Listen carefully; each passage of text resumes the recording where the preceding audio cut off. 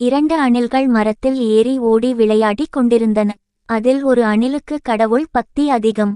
எந்த காரியத்தைச் செய்தாலும் இறை சிந்தனை செய்துவிட்டு செய்வதும் ஒவ்வொரு நன்மையிலும் கடவுளுக்கு நன்றி செலுத்துவதும் அதன் வழக்கம். அதன் தோழனான மற்ற அணிலுக்கோ கடவுள் நம்பிக்கையே கிடையாது. திட்டமிட்டு செயல் புரியும் புத்திசாலிக்கு கடவுளே தேவையில்லை என்று அடிக்கடி சொல்லும். அத்துடன் மற்ற அணிலையும் கேலி செய்து சிரிக்கும். கடவுள் பக்தியுள்ள அணில் இதையெல்லாம் கண்டு கொள்வதேயில்லை. விளையாட்டு மிகவும் சுவாரஸ்யமாக தொடர்ந்தது. நேரம் போவதே தெரியவில்லை. உற்சாகத்துடன் ஓடிக்கொண்டிருக்கும் போது பத்திமான் அணில் பிடி வழுக்கி மரத்திலிருந்து கீழே விழுந்து விட்டது.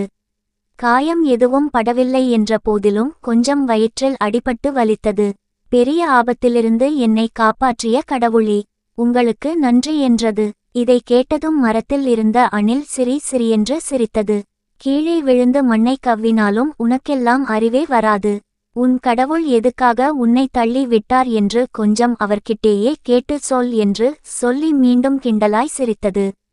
பக்தியுள்ள அணில் சொன்னது, கடவுளை நம்புகிற நாங்கள் எல்லாம் துன்பப்படுத்தப்பட்டும் கைவிடப்படுவது இல்லை. கீழே தள்ளப்பட்டும் மடிந்து போவதும் இல்லை. அதனால் கடவுள் என்னை கீழே தள்ளி விட்டாலும் அதிலும் காரணம் இருக்கும் என்றது. ஆமாம், கீழே விழுந்தாலும் மீசையில் மண் ஒட்டுவதில்லை. மீண்டும் விழுந்து விழுந்து சிரிக்கும் தன் நண்பனை வேதனையோடு பார்த்தது. கண்களை மூடி விண்ணை நோக்கி, கடவுளே, இந்த அவமானத்துக்கும் வலிக்கும் ஏதுவாய் நான் ஏதேனும் தவறு செய்திருந்தால் மன்னித்துவிடு என்றது. அது கண்களை திறக்கும்போது ஒரு கொடூரமான காட்சியைக் கண்டு நடுங்கி விட்டது. மரத்தில் இருந்த அணில் இன்னும் குலுங்கி குலுங்கி சிரித்து கொண்டிருந்தது. அதற்கு பக்கவாட்டிலிருந்து ஒரு பாம்பு அதை நெருங்கி வந்து கொண்டிருந்தது.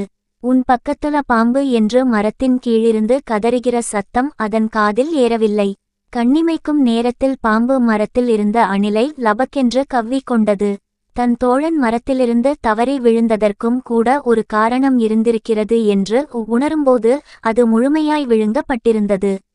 சில வேளையில் நாம் தடுமாறி விழும்போது உலகம் கேலியாய்ச் சிரிக்கலாம். அது நம்முடைய உயிரை காப்பதற்காக கூட இருக்கலாம்.